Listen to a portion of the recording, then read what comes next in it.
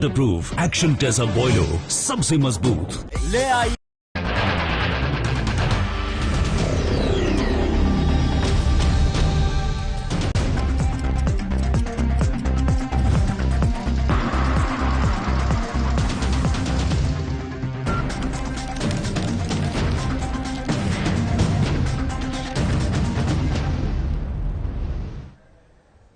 नमस्कार, बहुत स्वागत है आप सभी का साधना प्लस न्यूज में। मैं आपके साथ अस्मिता दुबे और दिखाएंगे आपको हिमाचल प्रदेश की तमाम खबरें, लेकिन उससे पहले एक नजर हेडलाइंस पर। शिमला में पीठासीन अधिकारियों के सम्मेलन की तैयारी, अधिकारियों से वर्चुअल माध्यम से जुड़ सकते हैं पीएम। सीएम ने किया अधिकारियों के साथ बैठक। शिमला में मीडिया से रूबरू हुए पशुपालन मंत्री वीरेंद्र कंवर ने दी जानकारी। कहा, प्रदेश में बनाई जा रही 2 स्मार्ट गौशाला। शिमला में मीडिया से रूबरू हुई सांसद प्रतिभा सिंह। सांसद ने जनता को जताया आभार, क्षेत्र में हर संभव विकास की कही बात। हमीरपुर में केंद्रीय मंत्री की गाड़ियां हुई हादसे की शिकार, आपस में टकराई काफिले की 3 गाड़ियां। हमीरपुर से दिल्ली लौटते समय हुआ हादसा। और उपचुनाव में जीतने पर कांग्रेस का बीजेपी पर तीखा हमला, हार के बाद बीजेपी ने घटाई ईंधन के दाम, डैमेज कंट्रोल करने की कोशिश। चलिए शुरुआत करते हैं खबरों की, जहां प्रधानमंत्री नरेंद्र मोदी हिमाचल विधानसभा के पीठासीन अधिकारियों के सम्मेलन में वर्चुअल माध्यम से जुड़ सकते हैं।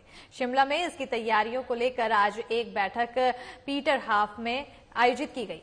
मुख्यमंत्री जयराम ठाकुर ने कहा कि प्रधानमंत्री इस सम्मेलन में वर्चुअल माध्यम से शिरकत करेंगे। उधर मुख्यमंत्री जयराम ठाकुर ने आज अपने आला अधिकारियों के साथ बैठक में किसी कोताही को बर्दाश्त नहीं करने की बात कही है।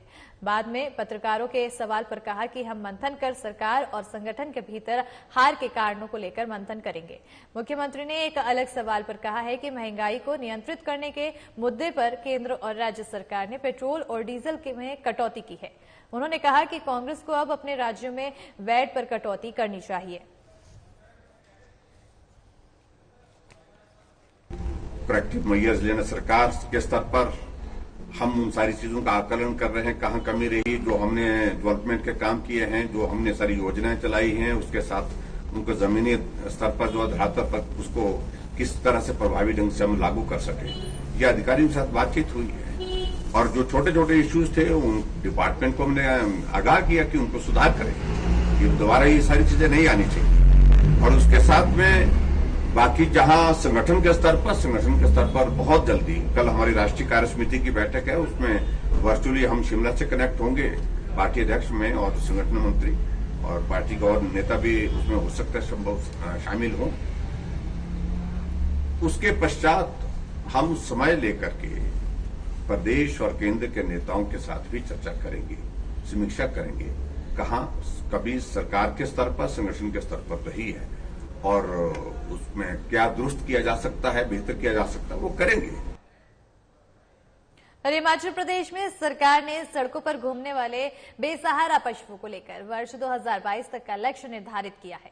पशुपालन मंत्री वीरेंद्र कंवर ने शिमला में बताया है कि बेसहारा पशुओं के लिए जल्द 2 स्मार्ट गौशालाएं बनाई जाएंगी और इसके लिए एक कंपनी से MOU साइन किया है और जिससे कांगड़ा के ज्वालाजी और नालगढ़ में 2 गौशालाओं में कंपनी द्वारा गोबर से खाद और उर्वरक बनाए जाएंगे। इसके अलावा दूध और दूध से निर्मित पदार्थ भी बनाए जाएंगे। पशुपालन मंत्री का कहना है कि प्रयोग के तहत गौशालाओं को चलाया जाएगा और सफलता के बाद अन्य जगहों पर भी ये प्रयोग होगा।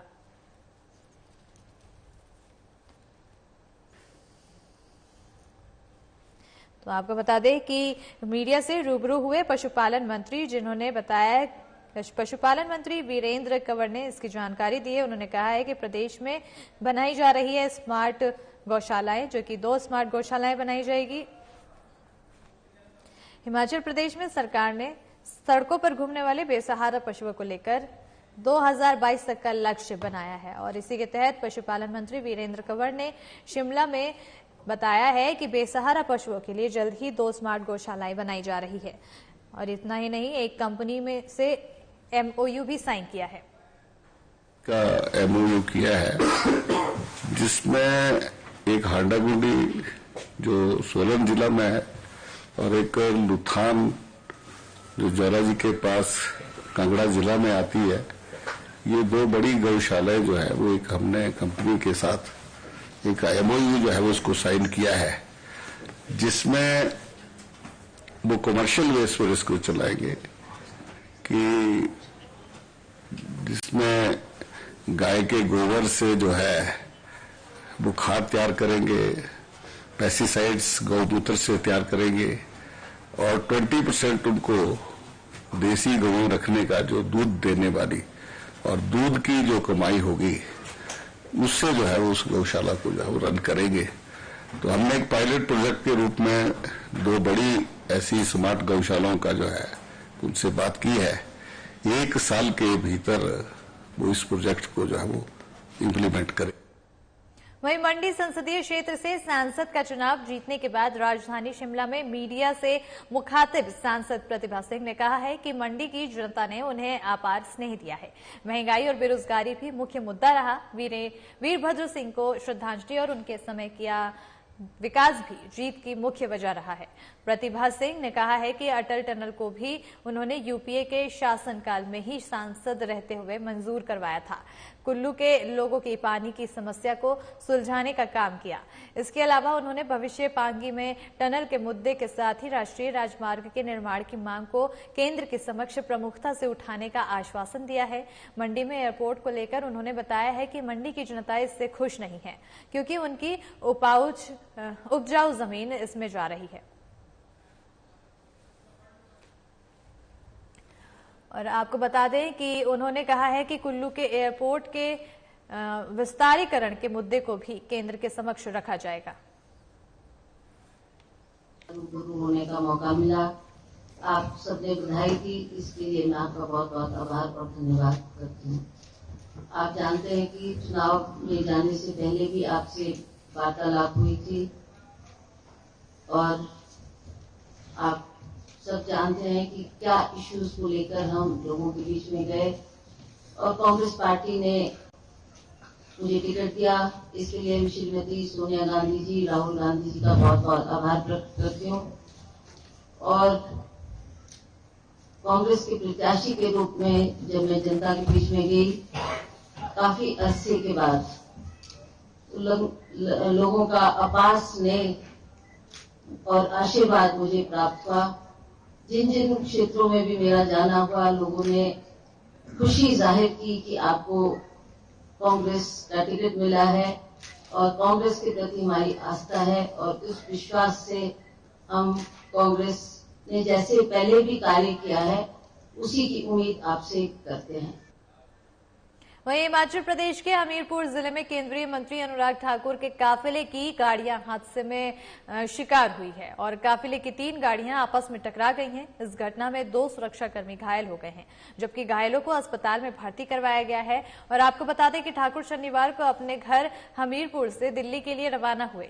इसी दौरान हादसा घटित हुआ, और जानकारी के अनुसार केंद्रीय मंत्री अनुराग ठाकुर अपने घर हमीरपुर आए थे। इस दौरान शनिवार को उनका दिल्ली लौटने का कार्यक्रम था। सुबह 9 बजे जैसे ही वो दिल्ली के लिए रवाना हुए तो सर्किट हाउस हमीरपुर के पास हादसा हो गया। हालांकि केंद्रीय मंत्री और उनका स्टाफ और गाड़ी अभी पूरी तरह से सुरक्षित है।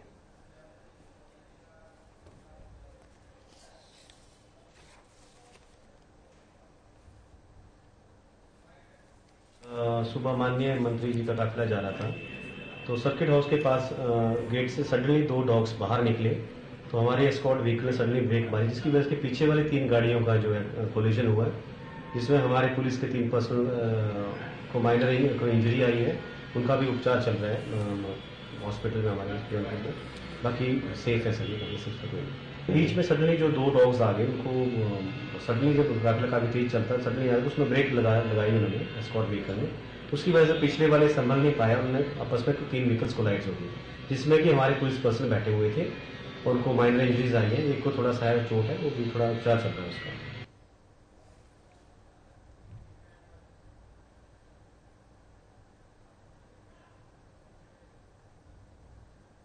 वहीं हिमाचल उपचुनाव में एक तरफा जीतने पर कांग्रेस बीजेपी पर हमलावर हुई है।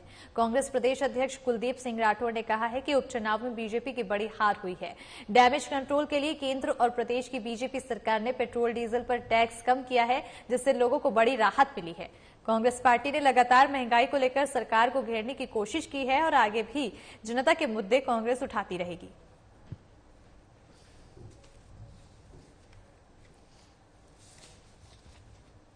कांग्रेस पार्टी की हिमाचल प्रदेश में ऐतिहासिक विजय के बाद असर दिखना शुरू हुआ है। ऐसी विजय पहली बार हुई है जब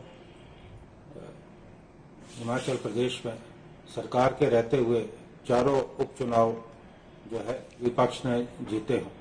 और हमने चुनाव के समय में भी कहा था कि एक पार्लियामेंट की सीट से और 3 विधानसभा की जो सीटें हैं उससे सरकार को कोई फर्क पड़ने वाला नहीं है। ना तो केंद्र सरकार गिरने वाली है, ना हिमाचल सरकार जो है गिरने वाली है। लेकिन हमने ये कहा था कि ये जो बेलगाम गाड़ी चल रही है डबल इंजन की, जो लोगों को रौंदते हुए जा रही है, किसी स्टेशन पे रुक नहीं रही, इस गाड़ी को जो है लगाम लगाने की जरूरत है।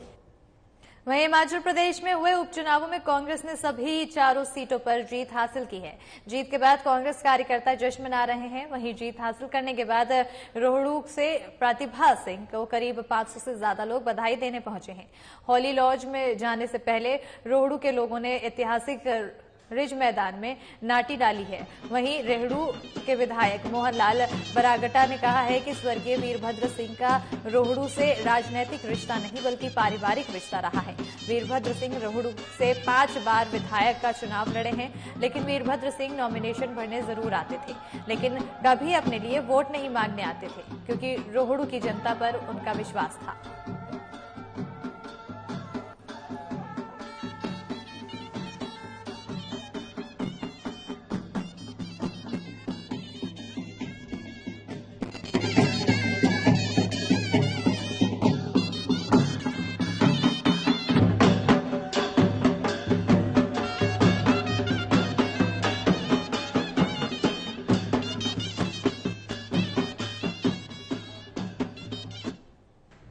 और इसी के साथ हिमाचल प्रदेश की खबरों में फिलहाल इतना ही। देखते रहिए साधना प्लस न्यूज। नमस्कार।